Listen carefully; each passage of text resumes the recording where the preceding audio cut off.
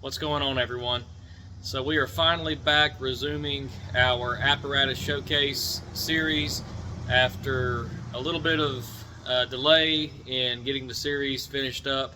Number one, I've been on vacation, very well deserved beach vacation with the family, and also focusing on some other recruitment needs as far as our FEMA grant goes, some other things that had to take some priority over the apparatus showcase series, but we've got those things and goals accomplished, so we're now back in getting this series completed. And today we're going to hit truck 13, the department's ladder truck, and go over that, and we're going to jump into it right now. Okay, this is truck 13, Boonville Fire Department's ladder truck. It's a 1999 Pierce Dash 105-foot aerial ladder. It is a true truck company style ladder truck, as we would refer to it as in the fire service. And that means it's a ladder truck that does not have a pump or a water tank. Some ladder trucks, of course, do. It depends on the needs and desires of the department that operates the truck.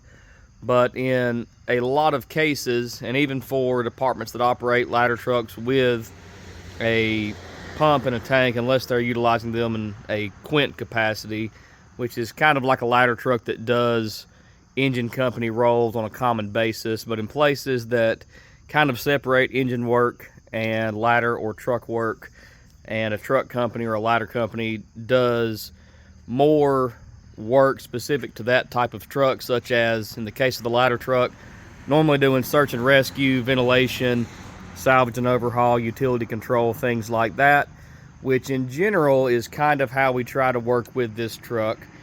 That being said, with us being a mainly volunteer department and our manpower being a very fluid factor on the fire scene, a lot of our assignments for the personnel are not necessarily going to equate to which truck they may or may not have been riding on when they arrived on the scene. Now, as we've discussed, being a mainly volunteer department with many of our people showing up in their POVs, it may just be one person in this truck, and then a crew has to be formed on the scene to get an assignment done. But in general, if we were assigned to do a task such as search or ventilation, we're at least likely going to procure the equipment for that job from this truck, because it does have more equipment and some specialized equipment for pulling off those tasks. So it's kind of a brief general way that we operate with this truck on the fire ground in terms of task assignment and crew assignment process. But anyway, back on track with the truck itself. It was a used truck that we purchased from the Horsham Fire Department, a suburb just outside the city of Philadelphia. We left one of their stickers on here from the department after we purchased it.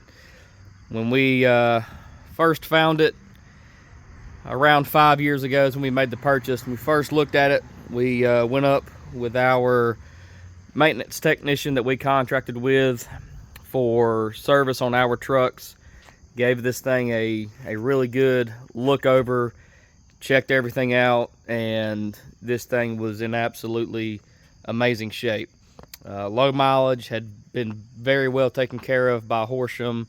They had a very good maintenance program, and they didn't skimp out on anything as far as maintenance on this thing. So for a price that was a fraction of what a new one would cost, which we frankly knew we could never really afford that in our department with our budget, this was, kind of a no-brainer after we determined it was a good quality truck for its age. So we purchased this for about $150,000, as compared to a new one at the time would have been well over $1 million, and the same truck today would, at this point, with the specs that this particular truck has on it, some of the features would be into the $1.5 million plus range. So, we have done a few things as far as some upgrades to this truck, a few maintenance things, mechanical things that have come up over the years, but nothing near that would equate to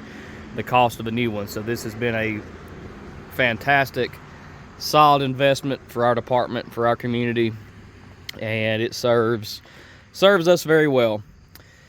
We do get some questions occasionally as far as, well, why does a town with no big tall buildings in particular need a ladder truck? And that's a understandable question, and it just comes down to that being a misconception as far as how ladder trucks are used in the real world. A lot of people associate ladder trucks being needed with tall buildings, but real world reality is that they're really more applicable on buildings 3-4 stories or less. It's not to say they can't and don't have a place in certain areas where there are tall buildings, but if you're thinking of a tall building in terms of a high rise that's 20, 30, 60 stories, this ladder is not able to reach but the first 7 or 8 floors, depending on how close you can park. So the majority of that tall building you're not touching with this ladder truck anyway. So that's why we say that it's more of a consideration and an asset for its horizontal reach outward than it is for its vertical reach upward. So if you consider what we call setback, as far as how far back the truck is going to be parked on the street away from a given building, whether it's a house, a commercial building, or whatever, if the building sets off the street 60, 70, 80 feet, then we're going to eat up a lot of that length at 105 feet just reaching out to the building. Then if we do have to elevate and go up to access the roof, or get above the roof to flow water from the nozzle that's on the end of the ladder, that's where that distance comes in. People automatically think about it in terms of vertical need, and that's just not how most of these trucks are needed. Think about your streets, especially here in town. They're a little bit narrow, they're tight. Once an engine or other trucks get on the scene, which they will be on the scene before this truck 99% of the time, and you get hose lines on the ground, we try and leave room for this truck to park as close as possible, but sometimes that's very challenging. And so if the truck has to park back away from the building some, again, that ladder length is really needed to make up that horizontal distance outward and not so much upward. So that's kind of the general reality of why we have a ladder truck in terms of the aerial itself. Now this goes a lot deeper as to why we have a ladder truck in terms of beyond the ladder itself. It's about the equipment cache, it's about the storage space, and everything else we're able to do with this truck, kind of not focusing on the ladder itself on the top of the truck. It is a great need, or a great asset rather, to have when it's needed, but a lot of this truck's benefit comes from just its storage space and some of the other stuff that it has on here as far as features to keep our guys safe and make our lives a little bit easier on the fireground.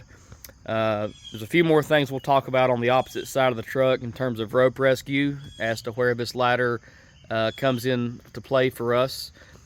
We have set it up multiple times now on active fires, real world fires, and it has done a great job. But the reality is that every single fire we go to does not require this ladder to be set up, and that's actually a good thing, because if this ladder is going up for fire suppression, that means we're transitioning to a defensive posture, and we're basically having to abandon the building, and the reality is it's going to likely burn down very heavily. So if we're able to do our job successfully as far as interior firefighting work off the engine and squad companies, then the need for this ladder to go up and start flowing water is not going to be there. So not seeing this thing set up flowing water is really a good thing more often than not. So anyway, we'll jump into some of the specifics on the truck as far as the interior layout. We won't spend much time here in the cab. If you've watched our other videos, you've heard us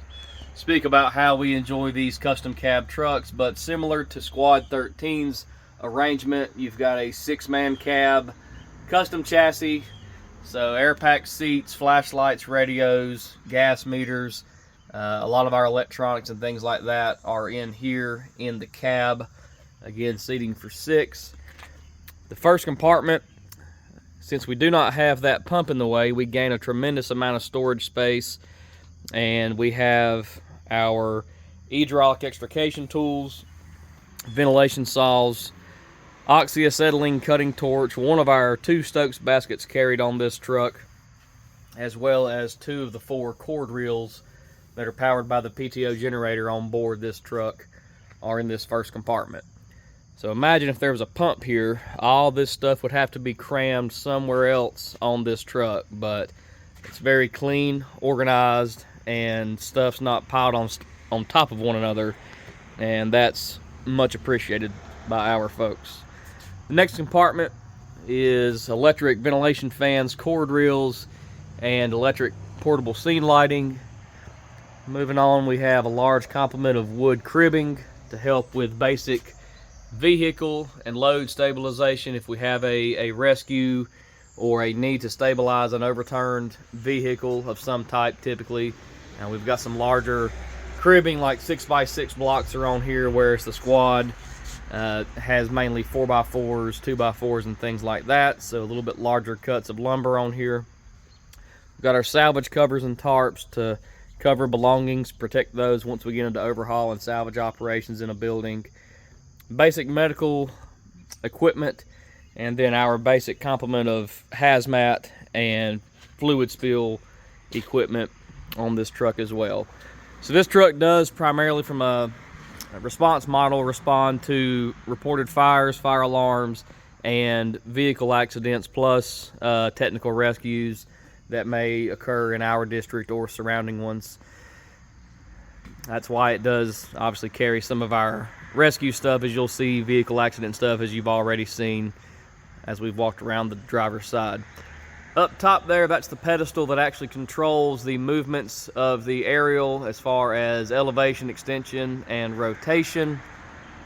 This truck does carry a very limited amount of hose. Mainly it has its own supply hose a few hundred feet, just so that when it does arrive on the scene, and if it does need to be supplied water to flow the aerial nozzle, that's accomplished via standard 5-inch supply line that goes into this main inlet right here, and that goes straight to the ladder's nozzle. So the way this works is an engine or a tanker or some kind of pumping apparatus is always going to accompany truck 13 when there's a need for fire suppression from the aerial ladder, and they're going to figure for the appropriate pressure of water to support the nozzle flow on the end of that ladder. And so they essentially serve as the pump for this truck, and that again is why this truck does not need its own pump. That is typically accomplished by another truck in the fleet. So above the main inlet, we have our large complement of ground ladders. So ladder companies carry a lot more ground ladders because, again, a traditional function of a ladder company is to throw ground ladders for egress in and out of the building to windows or balconies, typically, or to access the roof for ventilation purposes. So you'll notice that there's way more ladders on here than on an engine or a squad or a tanker or something like that.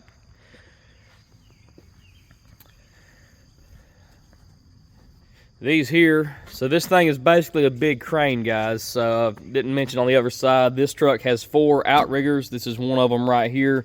These extend out from the truck and then have jacks that run down to raise this truck up off the ground and distribute its weight and its load across a wider area to make this thing stable. If not for that, when this ladder was run up and out, the truck would tip over. So we do have to set this thing up for those operations when it's needed. The only other hose we have is just some hose packs for assisting in like high-rise operations, in which there's really no high-rises here in Yadkin County, of course, outside of T5, if you consider that, in Yadkinville, where we do go assist Yadkinville Fire when they have incidents there at that particular facility. But for some of the hotels in the surrounding jurisdictions that we also assist in that do have standpipes and things for addressing fires in those type buildings. We do have our own hose packs to be able to deploy and assist in those situations. Standpipe kit, some utility rope, and then just some various wrenches. And this set of nozzle tips right here is actually for the ladder tip. We can switch out from the fog, which is on there currently, and put on the smooth bore stack tips. Moving up, we have our rapid intervention equipment that we've discussed previously in detail as far as for packaging a downed firefighter. This is all the same equipment carried on the squad and engine. This compartment we'll speak to a little bit longer. So this is our technical rope rescue compartment. This has all of our several hundred feet of rescue rated rope, our hardware, which includes things like pulleys, carabiners, rope grabs, all sorts of things for building mechanical advantage rope systems to haul up or lower down rescuers or victims. So take someone who has, this is a common one that we train for and prepare for. If someone has crashed a vehicle, they've gone down a deep ravine or a steep embankment, they're injured. Once we get them out of the car, if necessary, we have to get them back up to the roadway safely. So that's going to require them to be packaged and likely placed into a Stokes basket like the orange one we saw before, or we have a second metal Stokes basket carried in that box you're looking at right there. Typically, the metal Stokes basket we're going to use when the patient is going to be suspended in the air, which we'll discuss in a moment. The orange Stokes basket, if we're dragging them up a steep embankment on a slope in direct contact with the ground, we'll use the orange Stokes basket. But all this stuff is typically used to build those rope systems to give us a mechanical advantage to haul a load up or sometimes lower a load down a certain direction.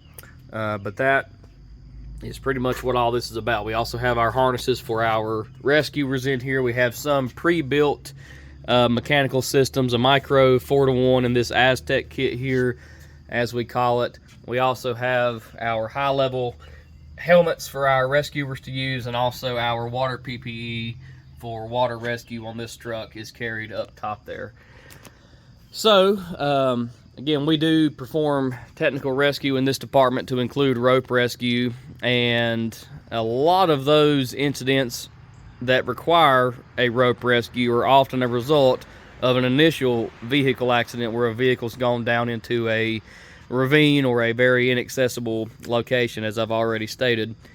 And so if we're unable to do a slope evac, as we would call it, where we're pulling that victim up a relatively walkable slope, but it's still too steep to simply carry that victim out, if we have to go to the next option, that is building that same or very similar rope system, but attaching it to the actual aerial ladder of the ladder truck, and we can then turn this truck into a literal crane using that rope system that can then pick up that Stokes basket with that victim inside of it, raise them up, and then set them on the ground once they're up to the top.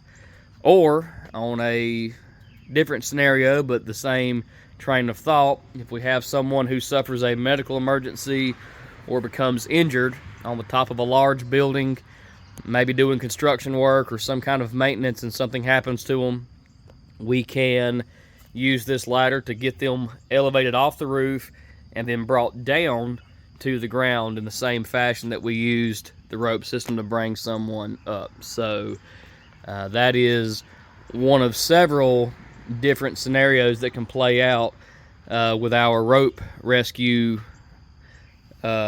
strategies and tactics. But that again is an advantage to having that ladder up top.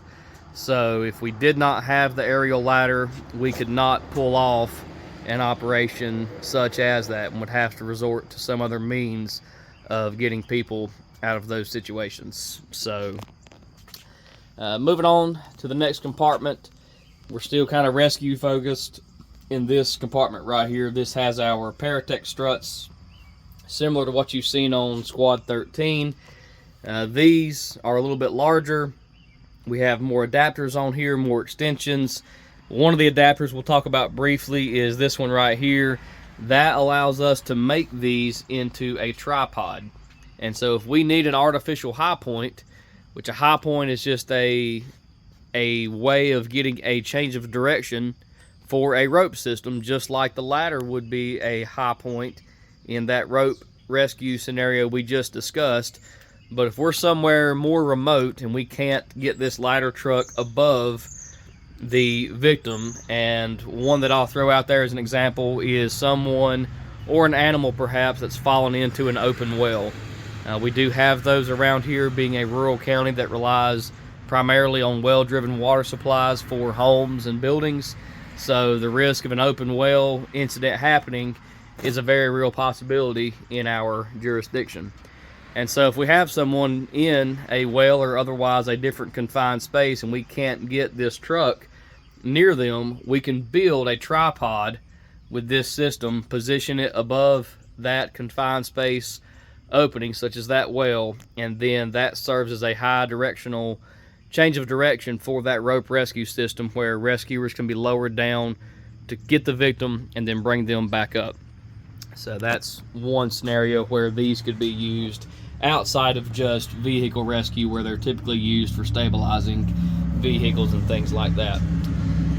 We do have some water cans and extinguishers, so that's really the only firefighting water on this truck is these two right here. It's two 2.5 gallon water cans, so if there's a fire to be fought off this truck, that's what we've got to do it with. So, and typically that does not happen, obviously. Normally that's going to fall to the other trucks in the fleet. And the last compartment, we've got 2 additional cord reels from the generator to power some of our corded power tools, lights, and things like that. Again, our long-handled tools are up here for ventilation and search and rescue normally. And then our forcible entry are carried down here on this next shelf. And then we have a few other hand tools, a cable come along on here as well. And that's pretty much it. So that is the complete walk around of truck 13. I know that got a little bit descriptive and long-winded on some of the scenarios, but we wanted to make sure we answered some of the question as to, you know, why does the ladder truck exist in this department? And again, we've not received, you know, negativity necessarily, but early on when this truck first came, we certainly had people going, you know, why does Boonville with no tall buildings need a ladder truck? And again, well, I hope we've explained that now to make everyone understand why that is. So that's pretty much wrapping up our episode on truck 13. We hope, as always, this has been somewhat interesting, educational at the least, about the department and this particular truck. One thing I didn't mention during the walk around portion was how important this truck was to our ISO grade. As a reminder, as of right now, we maintain an ISO class 3 for the entire district. The town and the rural portion of our district all benefit from the same grade, and if it were not for this truck, we certainly wouldn't have scored as well in that assessment because of the storage space this truck offers and the particular equipment that it's able to carry on this one truck, which is a factor in how the portion of the inspection for that ISO grade is conducted. They look into the equipment on our trucks, and they have to get maximum credit anyway, you have to carry some very specific things in certain quantities. And prior to this truck being here, there was no single truck in our existing fleet that could carry all the equipment that this one can, that would have given us maximum credit on that particular section of scoring. And we did receive maximum credit on the apparatus for the equipment carried on all of our trucks, to include the ladder truck score sheet. So again, it's been a benefit in many ways, not just ISO, but to us more importantly than ISO is its everyday real world value as far as how it factors in on real world incidents here in our community and beyond. You know, this truck also goes to assist in other surrounding jurisdictions when needed. It runs automatic aid to every jurisdiction around us, but it's especially beneficial in those that do have some larger buildings in their respective territories. In particular, the couple surrounding towns, Yadkinville and Jonesville around us. So larger buildings, buildings with large footprints, they do benefit from having multiple ladder trucks on scene when fire incidents do occur in buildings like that. That's something we didn't discuss as a benefit with the ladder, but it does fit right into that description we gave as far as where that aerial ladder is beneficial. And again, it's not so much the vertical reach, but that horizontal reach, especially on these big warehouses, commercial buildings that have a large footprint. It's beneficial to get that ladder out over the top of those roofs and buildings, especially if fire has penetrated the roof and we are having to get those large water streams from above on these ladders. And again, having multiple of them on those certain buildings is very helpful. Beyond that, again, as we've mentioned in the past, fire trucks, like any vehicle, have to be maintained, have to be repaired when things come up, and so it's nice to have some redundancies in ladder trucks here in Yadkin County. There's plenty of engines, plenty of tankers, but there's only 4 ladder trucks to service the entire county. And certainly there's times where 1 or even 2 or more of them are out of service for, you know, various amounts of time for general maintenance or even occasionally somewhat more major repairs. You know, the reality is things do break and they take time and stuff to repair. And again, we're fortunate that this has not been a lemon of a truck or anything. It's been a fantastic investment, as we said, and we're very, very blessed to have it, and we expect it to be here for many, many, many more years to come. But they are expensive apparatus to maintain. It has to go through some pretty rigorous testing each year to maintain a certificate of use, essentially, to say that it's in good, safe working condition. So that's done on an annual basis, and anything that's deemed in need of repair has to be repaired to get that certificate issued. So that's also part of the process with this, but certainly the benefit this truck gives us certainly outweighs the cost of the upkeep on that. So but anyway, that wraps up everything with the ladder truck. We hope this has been beneficial. There was one thing I wanted to point out, and it's really nothing important. It's just kind of a cool tidbit of fire service history. We've had some people ask about the green light on the truck, and where that comes from is actually, originally speaking, is from the Chicago Fire Department. A lot of places have started doing it in various formats. Some trucks, some departments have green lights on all 4 sides of the front and the back. Traditional Chicago style is to have a single green light on the front passenger side of the truck. And the reason for that is a chief they had many, many, many years ago, as the story goes, was an individual who had knowledge or interest in maritime activities, boating, shipping, and stuff like that. And if you know much about boats, they use navigational lights, sort of like airplanes also, to indicate the left and right side of the boat, and that utilizes a green and a red light. And green normally signifies to the user's right or the passenger side of the ship or boat, or in this case the truck, and for no particular beneficial reason to the fire service, but because of that interest their chief had in that, they elected to start putting those same colored lights, the green light on the passenger side front of the trucks, and that has stuck through the Chicago Fire Department up to this day where they still use it. And so as time has gone on, just being a little bit of a different, non-typical color for most places. Some places, because of that kind of neat historical value from a pretty well-known major department in this country, have elected to go to utilizing that, and we thought it would be neat on here as well. So this truck didn't come with the green light. It came with pretty much all red and white, but they were halogen bulbs and they were a little bit dimmer. So once we received it from Horsham, one of the first upgrades we made was to go to brighter, more visible LEDs. And so anyway, we did elect to put a green LED light on here during that upgrade, just as our way of bringing in kind of a cool piece of well-known fire service history.